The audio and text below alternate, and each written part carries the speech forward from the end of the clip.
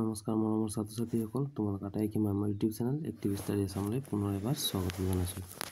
মৰমৰ ছাত্ৰ ছাত্ৰীসকল, আজি এই ভিডিঅ'টোত অসম জাতীয় বিদ্যালয়ৰ ষষ্ঠ শ্ৰেণীৰ ইতিহাসত থকা দ্বিতীয় পাঠটিৰ যিখিনি প্ৰশ্ন উত্তৰ আছে সকলোখিনি দিবলৈ চেষ্টা কৰিম। তেনেহ'লে দেৰি নকৰি ভিডিঅ'টো আৰম্ভ কৰোঁ। তোমালোকে চেনেলটো নতুনকৈ আহিলে চেনেলটো ছাবস্ক্ৰাইব কৰি ৰাখিবা।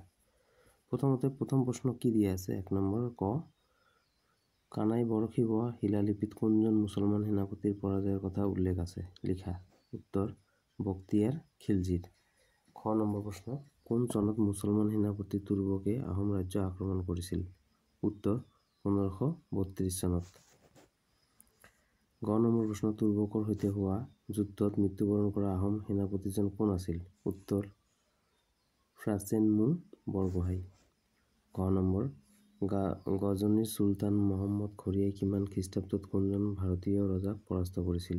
উত্তৰ 1192 খ্ৰীষ্টাব্দত চৌহান বংশৰ ৰজা পৃথ্বীৰাজ চৌহানক পৰাস্ত কৰিছিল। ঙ নম্বৰটো কি আছে? 1526 খ্ৰীষ্টাব্দত কোনে কাক পৰাস্ত কৰি ভাৰতত মোগল ৰাজবংশ শাসন আৰম্ভ কৰিছিল? উত্তৰ বাবৰে লোদী বংশৰ চুলতান ইব্ৰাহিম লোদীক পৰাস্ত কৰি ভাৰতত মোগল ৰাজবংশৰ শাসন আৰম্ভ কৰিছিল। প্ৰথম চ, 1206 খ্ৰীষ্টাব্দত কোনজন ৰজাৰ শাসনকালত মুছলমানসকলে প্ৰথমবাৰৰ বাবে কামৰূপ ৰাজ্য আক্ৰমণ কৰিছিল? উত্তৰ অসমৰ ইতিহাসত কামৰূপ ৰজা পৃথুৰ ৰাজত্বকালত মুছলমানসকলে পোন প্ৰথমবাৰৰ বাবে কামৰূপ ৰাজ্য আক্ৰমণ কৰিছিল। 2 নম্বৰ প্ৰশ্ন আছে, মুছলমানৰ বিৰুদ্ধে হোৱা যুদ্ধত জয়লাভ কৰি বন্দী কৰা মুছলমান সৈন্যসকলক আহোম ৰজা চুহুংমুঙে কি ব্যৱস্থা লৈছিল? লিখা। উত্তৰ স্বৰ্গদেউ চুহুংমুঙে যুদ্ধত বন্দী কৰা মুছলমান সৈন্যসকলক পুনৰ সংস্থাপন দিয়াত চিন্তা কৰি প্ৰথমতে এই মানুহখিনিক হাতীৰ ঘাঁহ যোগান ধৰা কামত নিয়োজিত কৰিছিল। এই কামত তেওঁলোকে পাৰদৰ্শিতা দেখুৱাব নোৱাৰা বাবে খেতি বাতি কৰিবলৈ দিয়া হয়। পিছলৈ এইসকল লোকেই পিতলৰ লোটা, কলহ, চৰিয়া আদি গঢ়ি পেট প্ৰৱৰ্তাবলৈ ধৰে। এওঁলোকৰ সতি সন্ততিবোৰেই কালক্ৰমত মৰিয়া নামেৰে পৰিচয় লাভ কৰে আৰু অসমীয়া জাতিৰ অংগ হৈ পৰে। 3 নম্বৰ প্ৰশ্ন, 1527 খ্ৰীষ্টাব্দৰ পৰা আহোম আৰু মুছলমানৰ মাজত হোৱা প্ৰথম দুখন যুদ্ধৰ বিষয়ে লিখা। উত্তৰ স্বৰ্গদেউ চুহুংমুঙৰ ৰাজত্বকালত 1527 খ্ৰীষ্টাব্দত মুছলমানসকলে সেনাপতি বৰ-উজিৰৰ নেতৃত্বত প্ৰথমবাৰৰ বাবে আহোম ৰাজ্য আক্ৰমণ কৰে। বিশ্বনাথৰ ওচৰৰ বুৰৈ নদীৰ পাৰত দুয়োপক্ষৰ মাজত যুদ্ধ লাগে। যুদ্ধত মুছলমানসকল পৰাস্ত হয়। এই যুদ্ধৰ পৰা আহোমে বহুতো হিলৈ আৰু ঘোঁৰা লাভ কৰে। যুদ্ধত হাৰিও মুছলমানসকলে অসম জয় কৰাৰ আশা বাদ দিয়া নাছিল। কিছুদিন পিছতে সেনাপতি বিট মালিকৰ নেতৃত্বত প্ৰায় 50খন নাৱেৰে মুছলমান সৈন্য ব্ৰহ্মপুত্ৰ নদীয়েদি নগাঁও জিলাৰ টেমনীলৈকে আগুৱাই আহিল। তাতে দুয়োপক্ষৰ মাজত যুদ্ধ লাগে আৰু মুছলমানসকল পুনৰ হাৰে।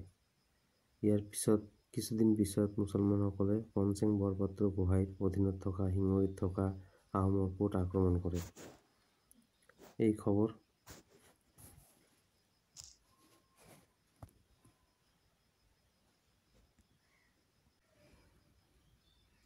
খবৰ পাই শলা আৰু ভৰলীত থকা আহোম কোটৰ সেনাই আগুৱাই গৈ মুছলমানক আক্ৰমণ কৰে। যুদ্ধত মুছলমান সেনাপতি বিট মালিকৰ মৃত্যু হয়। এইবাৰো আহোমে বহুতো মুছলমান সেনাক বন্দী কৰাৰ লগতে যুদ্ধৰ সা-সামগ্ৰীও লাভ কৰে। 4 নম্বৰ, তুৰ্বকৰ আহোম ৰাজ্য আক্ৰমণৰ ঘটনাৱলী বুজাই লিখা। উত্তৰ মুছলমানসকলে 1527 খ্ৰীষ্টাব্দৰ পৰা একাধিকবাৰ আহোম ৰাজ্য আক্ৰমণ কৰি পৰাস্ত হয়। 1532 খ্ৰীষ্টাব্দত সেনাপতি তুৰ্বকৰ নেতৃত্বত মুছলমানসকলে পুনৰ আহোম ৰাজ্য আক্ৰমণ কৰে। তুৰ্বকৰ লগত বঙাল তাজু হুছেইন খান নামৰ কেইবাজনো সেনাপতি আছিল। এই আক্ৰমণ প্ৰতিহত কৰিবলৈ স্বৰ্গদেউ চুহুংমুঙৰ পুত্ৰ চুকলেনমুঙে আহোম সেনাপতিৰ দায়িত্ব লৈ আগবাঢ়ি আহে। এই যুদ্ধত চুকলেনমুং আঘাতপ্ৰাপ্ত হয় আৰু ফ্ৰাঞ্চেংমুং বৰগোহাঁই ধৰি 8জন সেনাপতিৰ মৃত্যু হয়। এনে অৱস্থাত আহোম সেনাবাহিনী পিছুৱাই আহি শলাৰগড় পায়হি। ইতিমধ্যে বাৰিষাৰ বতৰ আৰম্ভ হ'ল। মুছলমান সেনাবাহিনী আগুৱাই আহি কলিয়াবৰত ছাউনি পাতিলে। দুই পক্ষৰ মাজত যুদ্ধৰ প্ৰস্তুতি চলিল। তাৰ পিছত কেইবাখনো যুদ্ধত মুছলমানসকলে জয়লাভ কৰিলে।